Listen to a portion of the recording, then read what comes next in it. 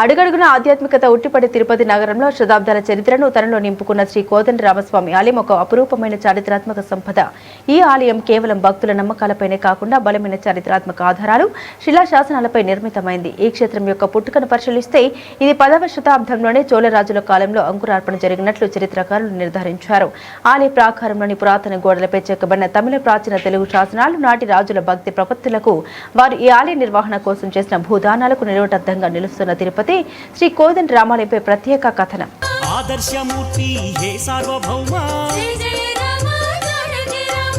பெருமான் திங்கள் கிழமையான இன்றும் சந்திரப்பிரபையில் எழுந்தருளும் இந்த அழகை சின்னத்துறையில் கண்டு வணங்கும் தளிர்மலர் கருங்குழல் பிறையதுவும் தடங்குள் தாமரை கண்களும் பொலிகளும் அங்கே எய்து வெங்கடம் அடைந்த மால பாதமே அடைந்து நாளும் உய்மினோ என்று உபதேச கிரமத்தாகவே அவன் எழுந்தருளி இருக்கிறான் என்று அந்த விதத்தாலே அனைத்து ஆழ்வாராதிகளும் பாசுரத்தை சாதித்தருளியுள்ளர். சந்திரன் போன்ற வளைந்த திருநெற்றியும் விசாலமான நீண்ட கருத்த தின்களும் உண்டவன் இந்த கண் ராமன். மேலே சற்று இந்த ஊர்வலத்தை அனுபவித்து பாசுரத்தின் பொருளை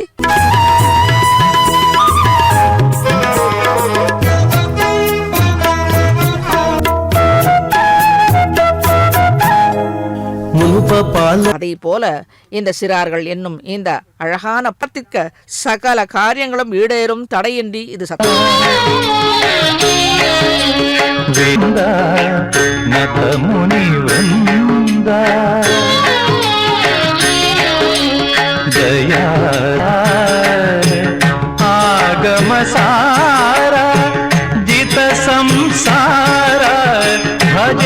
జగిరి పరిమిలత్ ఉతతి ప్రచలిత లహరివత్ ఆహమహమిగయా ஸ்னபயதி ஜனமிமம் அபஹரதி தமஹ.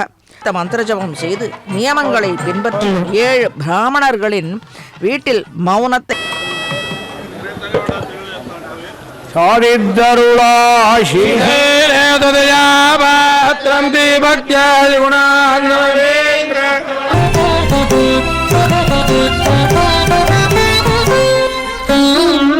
చందమామరావో చందమామరావో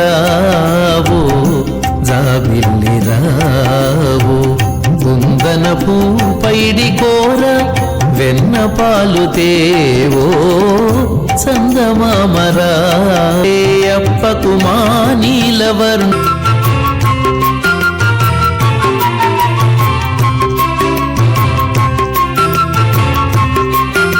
சந்திரனின் சிறப்பை அருமையாக வர்ணித்துள்ளார். பௌர்ணமி தினத்தன்று அதாகில் முஷ்யசி மங்களானி பும்சாம் பிரதீப சந்திர கலேவ பாதுகேத்வம். வெண்முத்துக்களால் நிர்மலமானவை, அதாவது அந்த பாதுகைகளில் எம்பெருமானின் திருப்பாதுகைகளில் சாற்றியுள்ள இந்த சந்திரன், அதாவது வெண்முத்துக்கள் எப்படி இருக்கிறது என்பதை சாதித்தருளியுள்ளார். வெண்முத்துக்கள் குறையற்று நிறைவு உடைய ஒளி பொருந்திய பலன்களையே தரவல்லது இந்த சந்திரப்பிரபை.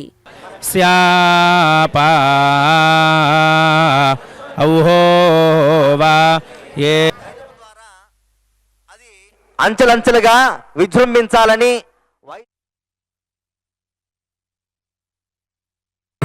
సీతాదేవి పాలిటి చింతామణి దడుడు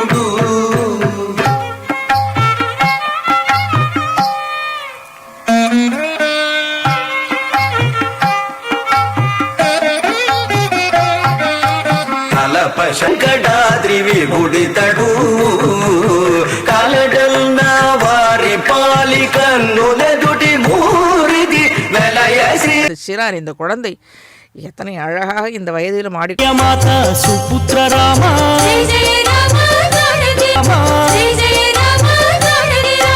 సుగ్రీవ మిత్ర సాకేత రామ గర్విత